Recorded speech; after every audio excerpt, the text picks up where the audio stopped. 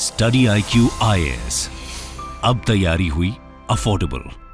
नमस्कार दोस्तों चाइना में पिछले कुछ समय से आप देख रहे होंगे जीडीपी ग्रोथ को लेकर काफी चिंताएं बढ़ी हैं, लेकिन इसके साथ साथ एक और जो बड़ी चिंता है चाइना के अंदर वो है आपका कर्ज को लेकर। बेसिकली क्या है, एक रेटिंग एजेंसी है फिच, अक्सर आपने सुना होगा। इन्होंने उनकी जो आउटलुक है, मतलब कि आगे उनके रेटिंग्स क्या होंगे, उसको एक तरह से नेगेटिव कर दिया। या आप खबर देख पाओगे, Fitch cuts China's ratings outlook on growth risk debt fear. तो इसके बारे में हम डिटेल से समझेंगे कि एग्जैक्टली है क्या, मतलब कि अगर किसी देश की रेटिंग नेगेटिव की जाती है तो उसके ऊपर क्या असर हो सकता है, चाइना की रेटिंग क्या है, भारत की रेटिंग क्या है, वो सारी चीजें मैं आपको बताऊंगा। आपको बहुत कुछ जानने को मिलेगा। चलिए आगे बढ़ते हैं, लेकिन उससे पहले ध्यान रखिएगा दोस्तों, 13 अप्रैल से हमारा जो नया बैच है यूपीएससी का वो स्टार्ट हो रहा है। मतलब इस फाउंडेशन बैच के अंदर आपको प्रीलिम्स, मेंस, इंटरव्यू सब कुछ की कंप्लीट प्रिपरेशन कराई जाती है। बस आपको हमारे वेबसाइट ऐप पर जाना है या फिर कमेंट सेक्शन में लिंक है और यूज करना है कोड अंकित लाइव। ये कोड इस्तेमाल करके किसी भी बैच, किसी भी कोर्स पर आपको मैक्सिमम डिस्काउंट मिल जाएगा। और इसके अलावा अगर आप एमसीक्यूज अटेम्प्ट करना चाहते हैं तो मेरे इंस्टा पेज पर जा सकते हैं, वहां पर स्टोरीज में जितने भी एमसीक्यूज हैं उसको आप अटेम्प्ट कर पाएंगे। तो चलिए शुरुआत करते हैं और सबसे पहले ये देखते हैं कि एग्जैक्टली हुआ क्या है। देखिए, आपने कई सारे रेटिंग्स एजेंसी के बारे में सुना होगा, जैसे मूडीज के बारे में सुना होगा। उसी प्रकार से एक और रेटिंग एजेंसी है जिसका नाम है फिच, और इन्होंने कल जो है चाइना की सोवरेन क्रेडिट रेटिंग है उसका जो आउटलुक है उसको नेगेटिव कर दिया। मैं अभी आपको आगे बताऊंगा कि आउटलुक नेगेटिव करने का मतलब क्या है, लेकिन बेसिकली यहां पर क्या है कि जो चाइना है उसकी जो सरकार है, उनका पब्लिक फाइनेंस कहीं ना कहीं काफी बिगड़ गया है। मतलब सरकार को जितना कर्ज लेना चाहिए उससे ज्यादा सरकार कर्ज ले रही है। जो बीजिंग की सरकार है, चाइना की सरकार है, वो सोच रही है कि उसको ग्रोथ पर ज्यादा फोकस करना है, लेकिन ग्रोथ को बढ़ाने के लिए वो कर्ज लगातार लेते जा रही है। और कहीं ना कहीं यहां पर ये जो डिसीजन है, देखो बीजिंग ने तो रिजेक्ट कर दिया, वो भी मैं आपको आगे बताऊंगा कि चाइना ने इसको एक तरह से रिग्रेटेबल बताया है, लेकिन कहीं ना कहीं ये साफ दिखाता है कि चाइना की जो इकोनॉमिक स्टेबिलिटी है उसको लेकर कई सारे कंसर्न हैं। पिछले 1-2 साल में अक्सर आपने चाइना में प्रॉपर्टी क्राइसिस के बारे में सुना होगा, और उसका जो इंप्लीकेशन है कि वो अलग अलग पूरे सेक्टर्स में जा सकता है, उसका खतरा अभी भी बना हुआ है। खैर, यहां पर मैं आपको बताता हूं कि एग्जैक्टली रेटिंग क्या है चाइना की। देखो, यहां पर अगर आप देखोगे तो standard and poor, Fitch, Moody's, ये अलग अलग प्रकार की एजेंसीज हैं जो यहां पर रेटिंग्स प्रोवाइड करती हैं। अगर हम बात करें चाइना का, तो चाइना का इस समय फिच ने जो रेटिंग दिया है वो है आपका A+। ठीक है, A+ आप देख सकते हो, ये अपर मीडियम ग्रेड के अंदर आता है। और अगर आप में से कई लोग जानना चाहते हैं कि भारत की रेटिंग क्या है, तो मैं आपको बता दूं, BBB-, ये वाला आपको देखने को मिलेगा। ठीक है, ये भारत की रेटिंग है। लेकिन इसमें भारत के लिए एक पॉजिटिव क्या है, देखो वो ये है कि हमारा जो आउटलुक है वो है आपका स्टेबल। देखो, 3 तरह के आउटलुक होते हैं, एक होता है पॉजिटिव, दूसरा होता है स्टेबल, और तीसरा होता है नेगेटिव। ठीक है, अब भारत का जो आउटलुक है वो स्टेबल है, मतलब कि हमें कोई बहुत ज्यादा डरने की आवश्यकता नहीं। मतलब ऐसा नहीं है कि कल के रेट में हमारा नीचे चला जाएगा। लेकिन चाइना के लिए इशू क्या है कि चाइना का जो आउटलुक है वो इस बार नेगेटिव कर दिया गया है। नेगेटिव कहने का मतलब कि अभी जो उसकी रेटिंग है A+, वो यहां पर नीचे जा सकती है। ठीक है, तो यही इसका मतलब हुआ। वैसे मैं आपको बता दूं, मूडीज ने भी, क्योंकि अगर आप देखोगे चाइना का जो रेटिंग है वो मूडीज के द्वारा A1 दिया जाता है, लेकिन यहां पर उसने भी इसको नेगेटिव कर दिया था जो आउटलुक है। मतलब कहीं ना कहीं ये अब साफ दिख रहा है कि आगे आने वाले समय में जो चाइना की रेटिंग्स हैं वो आपका नीचे जाने वाली हैं। ठीक है, जिसको लेकर चाइना बिल्कुल भी पसंद नहीं कर रहा। खैर, यहां पर आप में से कई लोग सोच रहे होंगे कि ये रेटिंग्स होती क्या है, what is exactly credit rating. तो मैं आपको बता दूं कि दुनिया भर में कई सारे क्रेडिट रेटिंग एजेंसीज हैं जो देश के या फिर अलग अलग जो कंपनीज हैं उनको एक तरह से रेट करती हैं। मतलब मान लो अगर रिलायंस है या फिर अडानी ग्रुप के जो कंपनीज हैं, तो उनका कैसा फाइनेंशियल पोजीशन है, क्या उन्होंने बहुत ज्यादा कर्ज ले लिया है, उनकी ग्रोथ कैसी जा रही है, तो उस हिसाब से उनको रेटिंग दी जाती है। अब रेटिंग देने का मतलब क्या है, रेटिंग देने का सिंपल अर्थ ये हुआ कि अगर मान लो वो कंपनी कोई कर्ज लेगी, अगर मान लो बॉन्ड जारी करेगी ताकि वो पैसे कलेक्ट कर सके। ठीक है, अब बॉन्ड पर उसको कितना इंटरेस्ट पे करना होगा। मान लो जिस कंपनी का रेटिंग बेटर है, बढ़िया है, ठीक है, जैसे मान लो यहां पर अगर हम यूएस की बात करें तो यूएस की रेटिंग आपका AA+ है, तो उस केस में यहां पर उसको बहुत कम इंटरेस्ट पे करना होता है अपने बॉन्ड के ऊपर।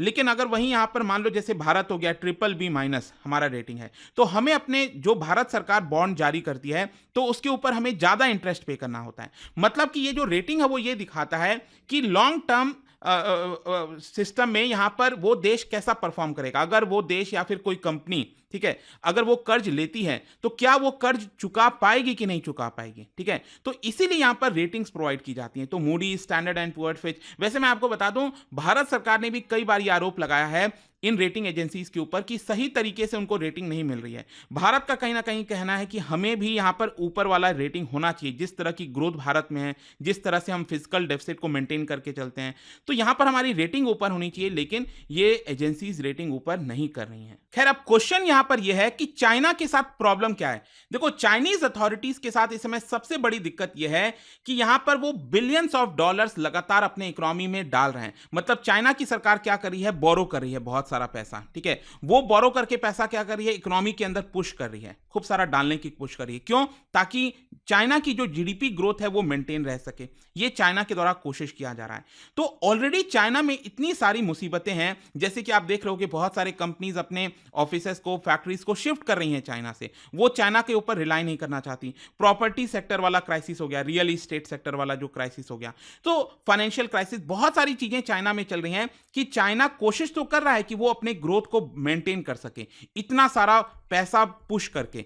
तो एक तरफ प्रॉब्लम क्या है कि वो पैसा बोरो कर रहा है चाइना की सरकार, और दूसरी तरफ यहां पर जितना उसको ग्रोथ चाहिए था वो शायद उतना ग्रोथ उसको नहीं मिल पा रहा है। जैसे कि मैं आपको बताता हूं, 2024 में बीजिंग ने एम किया है इस साल जो है 2024 में कि वो कम से कम यहां पर 5% का जो जीडीपी ग्रोथ है उसको अचीव करना चाहेगा। लेकिन अगर आप देखोगे अलग अलग एजेंसीज का जो कहना है, उनका साफ साफ कहना है कि चाइना 5% की ग्रोथ अचीव नहीं कर सकता।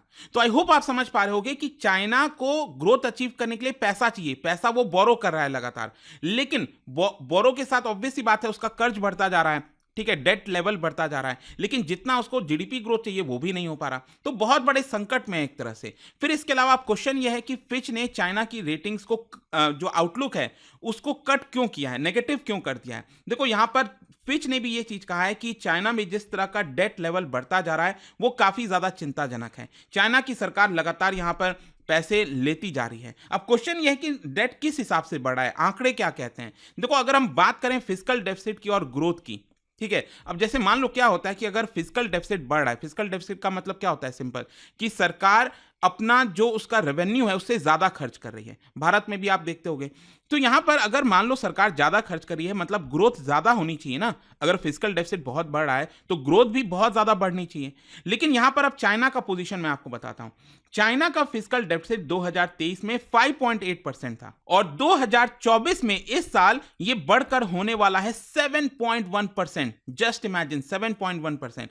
और यहां पर जो रेटिंग एजेंसीज है उनका यह कहना है कि किसी भी कंट्रीज का अगर हम ए रेटिंग देते हैं तो उसका फिजिकल डेफिसिट 3% के आसपास होना चाहिए। लेकिन चाइना का कितना है आपका फिजिकल डेफिसिट होने जा रहा है, ये 7.1% होने जा रहा है। वैसे मैं आपको बता दूं, कोविड पैंडेमिक के दौरान चाइना का फिजिकल डेफिसिट 8.6% हो गया था। देखो, वैसे मैं आपको बताऊं तो भारत का भी अगर आप देखोगे कोविड पैंडेमिक में फिजिकल डेफिसिट हमारा 8% को क्रॉस कर गया था, 8.5% हो गया था, लेकिन हमने उसको मेंटेन कर लिया है। अभी लेटेस्ट अगर आप आंकड़ा देखोगे, फाइनेंस मिनिस्ट्री ने जो अभी बजट पेश किया था उसमें यह कहा था कि हमारा जो फिजिकल डेफिसिट है वो 5% के करीब आ जाएगा, 5.1% आई थिंक, इसी के आसपास आ जाएगा। लेकिन वहीं चाइना का कितना, 7.1% होने जा रहा है। और जहां तक ग्रोथ की बात है, भारत में जीडीपी ग्रोथ की बात हम कर रहे हैं तो 7.5%, 8% की बात कर रहे हैं। वहीं चाइना के अंदर इस साल जो जीडीपी ग्रोथ है वो 4.5% होगी, ठीक है, जो कि पिछले साल 5.2% थी। तो ग्रोथ गिर रही है और डेफिसिट बढ़ता जा रहा है, कर्ज बढ़ता जा रहा है। आई होप अब आपको समझ में आ गया होगा कि यहां पर एग्जैक्टली हुआ क्या है। खैर, चाइना ने इस पूरे रेटिंग एजेंसीज का जो रेटिंग्स वगैरह दी गई हैं, नेगेटिव किया गया है, उसको पूरी तरह से रिजेक्ट कर दिया है। और चाइना की मिनिस्ट्री ने कहा है कि देखिए, ये जो भी फिच की मेथोडोलॉजी है वो एक्यूरेटली चाइना के ग्रोथ प्रोस्पेक्ट को एक तरह से कैप्चर नहीं कर पा रही है, ठीक है।